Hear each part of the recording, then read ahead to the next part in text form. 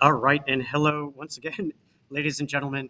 In this video tutorial, I'm going to help you get started with and give you some tips and tricks on how to do this next activity. So this next activity, which is called Trace a Logo, is all about getting used to and comfortable with two tools. Now, one of these tools you've already used, and that is the regular old ordinary pen tool, which is located right here. It's a pen. The other one, which is a little bit newer, is called the curvature tool. The curvature tool was created recently by Adobe to make it easier to use the pen tool. Now, I'm going to go ahead and create a new layer here, and I'm going to just give you a little bit of a lowdown on the differences between the two. Now, as described before during class and during a demonstration, clicking on your regular pen tool is not a free-form drawing tool. It's a very precise tool. I'm going to go ahead and give myself a black stroke here. And I'm going to demonstrate how to use it. So instead of clicking and holding my mouse down and dragging to create like a brush stroke like we did in our previous activity, this is very precise. So finding something to mouse down on and clicking your mouse will create an anchor. Now, as I move to a new place, there is like a line that follows my cursor. Now, this kind of feels like a rubber band because it follows me. I'm going to click and hold. Not click and hold, I'm sorry, just click my mouse down, and it creates a line. I'm going to do it again. I'm going to do it again.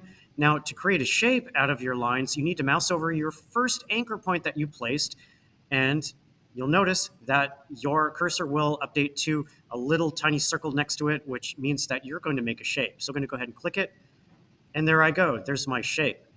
So, well, that's all good and dandy and everything like that, but what if you wanted to manipulate the shape that you made? There are several ways to do this. The way that I taught you in the previous activity was to click and hold your your pen tool and grab your anchor point tool. Your anchor point tool will allow you to mouse over any anchor. You have to click on it once to activate it, and then you can click it again, and it'll pull out your handles. Now, I've twisted my line here. I'm going to go ahead and move this around. Now, do you see the difference here? My anchor point now has been transformed from a corner point to a curved point. As you can see here, now I've got my handles that I can move up and down. And with this same tool here, I can move my handles independently. Now, this can be a little confusing to do at first. So what I usually do is I have you guys go over to the direct selection tool once you've made your curve. Selecting it, you can go ahead and use it the ordinary way where you can pull out and manipulate one handle, which will do a counterbalancing effect with the opposite handle. So that's how you can create and manipulate shapes with the pen tool. The curvature tool works a little bit differently. The curvature tool makes curved anchors unless you tell it to make a corner anchor. I'm going to go ahead and go over to my curvature tool, which looks very similar to my regular pen tool, except for it's got the little curved line here. Now I'm going to go ahead and click 4 times like I did before. Click, and I let go. Notice how there's no line that has followed me, but I'm going to go ahead and click again. Now I've got that line. Now, as I click my third anchor point, notice how everything is curved already. I'm going to go ahead and make another one, and then I'm going to go ahead and close my shape. Do you see the difference here? In my previous tool, my pen tool created anchor points by default. Here, with the curvature tool, it creates curved points by default. Now, what if you want one of these curved points to be, a corner point? Well, there's different ways of doing that, but one of the easiest ways to do that is simply to activate with my direct selection tool one anchor point, got to click on it, going over to properties, and you can actually convert it right here in the properties panel from a curve point to a corner point. So that's how you can do that. That's one way. I'm going to go ahead and grab my regular selection tool and delete what I've done. Using my same curvature tool, I'm going to show you an alternate method to create corner points. So I'm going to go ahead and start like I did before. Click, click, click. Now I've got my curves, but what if I want this one to be a corner point? Oops. If I hold down my Alt key before I click my mouse and then click again, I've just created not one, but 2 corner points. So holding down the Alt key as you use the curvature tool will allow you to lay down corner points and not just curvature points. So those are your 2 tools. So how are you going to decide which tool to use? Well, ladies and gentlemen, that is where you guys get a chance to figure out some stuff for yourself. So to get started on this, you're going to choose your logo and you're going to place it onto your 6x6 inch artboard. The second thing you're going to do is highlight it. I'm going to go ahead and make this a little bit bigger so you can see things a little bit more clearly. There we go. So here's my Texans logo layer. I'm going to create a template layer out of it. Let's go over to our flyout menu, and I'm just going to choose template. So 2 things happened. As you can see, my image has now grayed out. Also, as you can see on my layers panel, it's locked, so I can't accidentally move it. Now that is very key when you're trying to trace something. So I'm going to start out using the regular pen tool. And of course, I've created a new layer for me to draw on. Now, to start drawing, I would suggest not having any fill. Right here, I have a white fill and a black stroke. I'm going to go ahead and click on my fill here and choose no fill.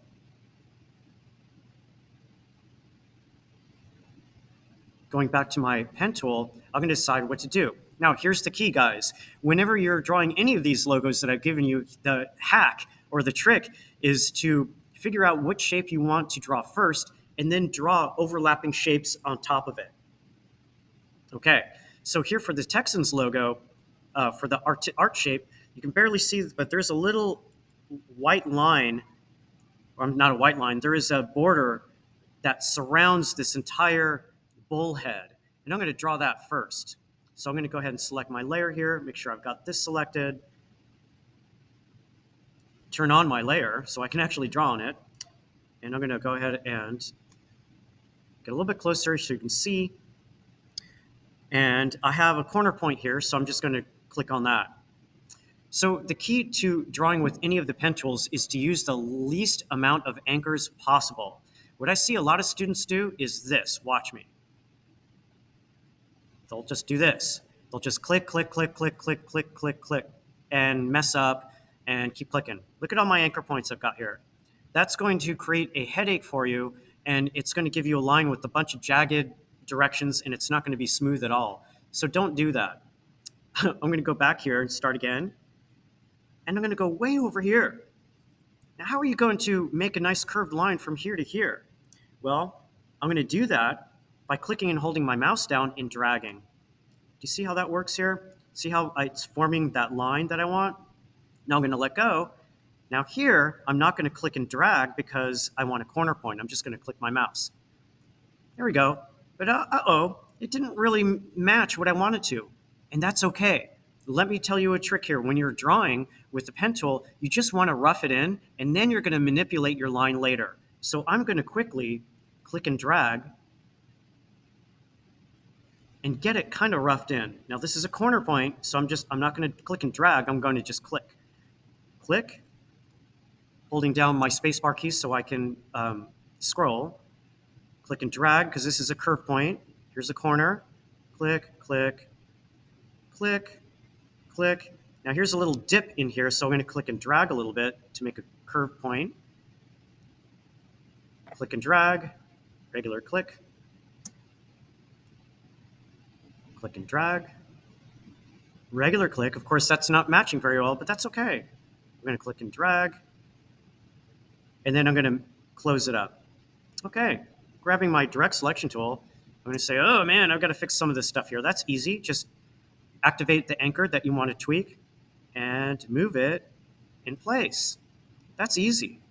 I'm going to go ahead and do the same with this curvature anchor because this is too close. I'm going to pull out this handle. That's better. I'll pull out this handle a little bit.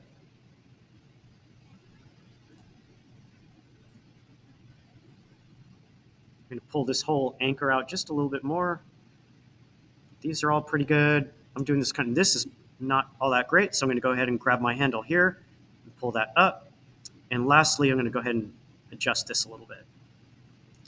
All right, now I'm going to go ahead and fill this shape with white. So I'm going to grab my regular selection tool, activate it, Go over to my fill, and I'm just going to choose, well, how about well, yeah, okay, I'm going to choose yellow just so you can see what I'm doing. Okay, there's no yellow in this logo, but that doesn't matter for what we're doing here. So did you see what I did here? I just created the first portion. Okay, that's the bottom portion of my logo. Now I'm going to create the shapes that go on top. Well, how do I do that? Well, what I'm going to do here is I'm going to I'm going to go ahead and get rid of that fill. So I got to click back on here, get rid of that fill. So what you see here is we have a blue shape, and then I have a red shape. Those two shapes I'm going to draw right inside of the same layer group that I've created. If I open this up, here's my shape that I just drew with you guys.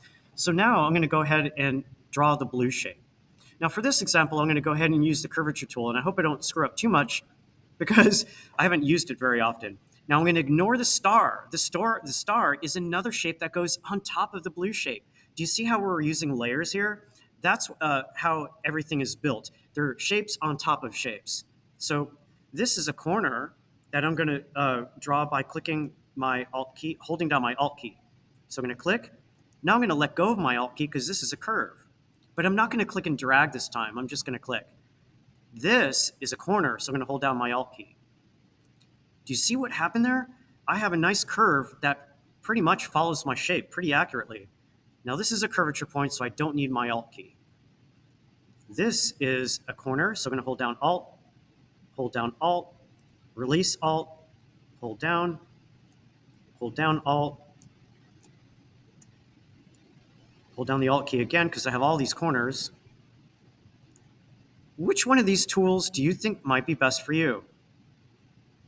And I'm going to go ahead and close this up. Well, I would say for starters, the tool that is easier to get going on is this one right here, the curvature tool. I'm going to go back to my direct selection tool, and I'm going to tweak this a little bit. So I'm going to go ahead and click this. And of course, I've got to rein in this a little bit, but it's easy to manipulate. The trick is, guys, is not to get all tripped up on drawing right exactly accurate at first. You just need to get it in the ballpark, so to speak.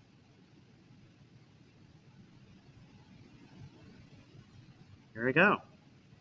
Now, then I would go ahead and do the red layer, but I'm not going to go ahead and do that. I'm going to just do the star.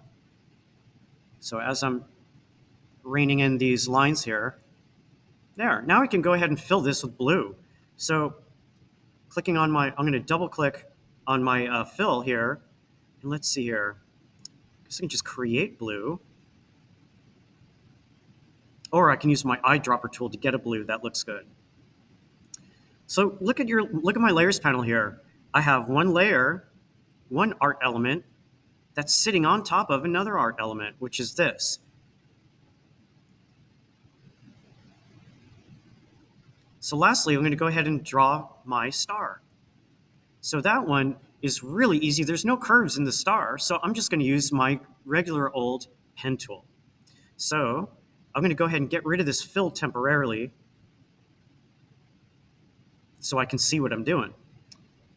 Here, all I'm doing is I'm clicking on every corner. Click, click. Do you see what's happening on my layers panel as I do this? There's another layer that's been created inside my layer group. Now, if I miss something or lay down an anchor in a place that's not exactly what I want, you guys know that it's okay because you can change it. So I'm going to go ahead and fill this with white.